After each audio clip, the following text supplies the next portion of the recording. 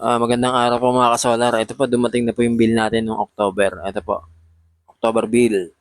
Ito po yung naka-LiPo offer na tayo na battery. Dati po kasi ang gamit natin lead acid lang eh. Pero ngayon, naka-LiPo offer na tayo sa setup natin. Kaya tingnan po natin yung bill.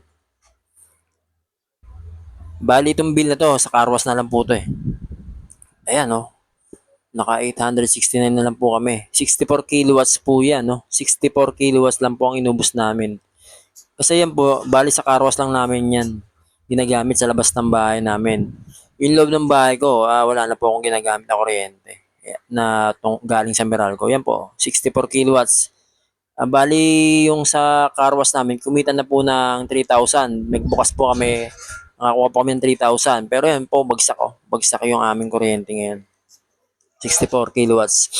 Bali yan, galing sa Meralco. Ginamit ng carwash. Kumita naman po yan ng 3K.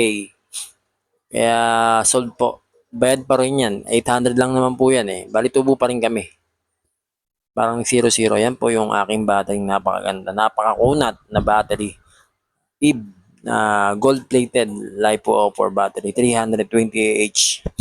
Yan po yung setup natin. Napakaganda. Yan po. Napakasarap po ng ganyan. Ang bill nyo ay 800 lang. Bagsak na bagsak po. Nakuha naman namin yung pambayad dyan sa carwash. Bali, ang tubig, 450, saka 800 plus. May sobra pa kami na 2,000 or 1,800 plus. Mga ganun po. Yan o, 800 lang po. Sawa-sawa po kami sa aircon. Araw-gabi. Nag-aircon po kami dyan. Ganyan po kaganda pag may setup po talaga. Napakaganda po talaga. Bagsak ang kuryente namin. Hala. Tuloy-tuloy na po yan. Kasi maganda na po yung battery ko eh.